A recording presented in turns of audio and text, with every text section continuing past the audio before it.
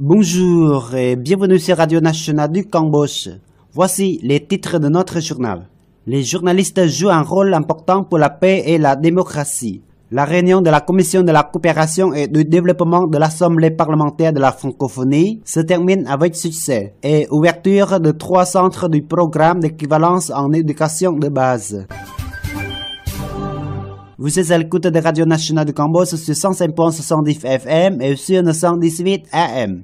Le Premier ministre Somnay Akem Mahasenapade Hun Sen a adressé un message à tous les journalistes cambodgiens à l'occasion de la Journée mondiale de la liberté de la presse 3 mai. Somnay Hun Sen a, dans son message, souligné le rôle important des journalistes dans le soutien à la paix et à la démocratie dans le royaume.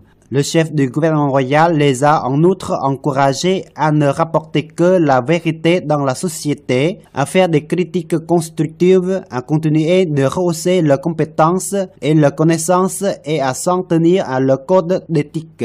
Dans le même message, Somnay Hun Sen a appelé tous les médias à lutter contre les fausses informations, en particulier celles qui peuvent provoquer des conflits, des discriminations sociales, des divisions internes, des chaos, etc. Le 3 mai, les journalistes cambodgiens de différentes organisations de médias et d'autres parties concernées se sont réunis dans une cérémonie à Phnom Penh sous la présidence de Khieu Kanyaret, ministre de l'Information, pour célébrer la Journée mondiale de la liberté de la presse 2019. La commémoration de cette année a eu lieu sous le thème « Le rôle potentiel des médias dans le soutien à la paix et à la démocratie ». La réunion de la Commission de la coopération et du développement de l'Assemblée parlementaire de la francophonie, APF, organisée par l'Assemblée nationale du Cambodge, s'est clôturée le soir du 3 mai avec succès après une journée de discussion. Selon un communiqué de presse de l'Assemblée nationale cambodgienne cité par l'agent Cambodia Press, la réunion a abordé des sujets tels que la pauvreté, la lutte contre la corruption, le chômage, le gaspillage alimentaire et l'utilisation de la technologie numérique.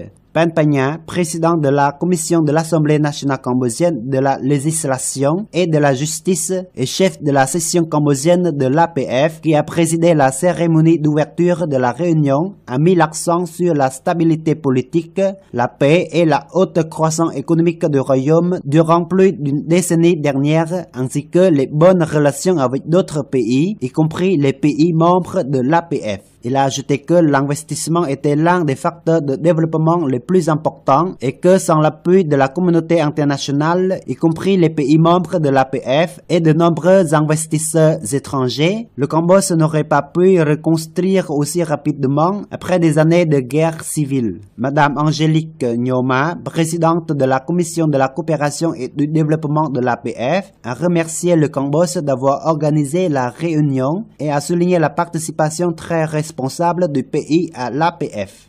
Le ministère de l'Éducation de la Jeunesse et des Sports, en coopération avec le ministère du Travail et de la Formation professionnelle et le bureau de l'UNESCO à Phnom Penh, a inauguré 3 centres du programme d'équivalence en éducation de base BEEP. Selon l'agent Cambodia Press, la cérémonie d'inauguration a eu lieu le 2 mai à l'Institut national de l'entrepreneuriat et de l'innovation sous la présidence de Pech Suphan, secrétaire d'État permanent au travail et à la formation professionnelle. Situés tous à Phnom Penh, les 3 centres inaugurés sont l'Institut national de l'entrepreneuriat et de l'innovation, l'Institut national du commerce et l'école technique JVC. Selon la page Facebook du ministère de l'Éducation de la Jeunesse et des Sports, ces centres visent à fournir une éducation alternative basée sur l'e-learning aux jeunes qui ont abandonné leurs études secondaires du premier cycle pour qu'ils puissent compléter l'éducation de base, l'équivalent de la classe 9e, en les préparant avec de bonnes connaissances et compétences pour des opportunités d'emploi décents. À noter que le Cambodge compte actuellement 5 centres de BEEP. Les 2 autres, dont l'Institut Polytechnique Régional de Khieu Saine et l'Institut Polytechnique National d'Angkor, se situent à Siem Reap. Voilà, c'est la fin de cette édition. Merci de l'avoir suivi sur Radio Nationale du Cambodge. Au revoir et bonne journée à tous.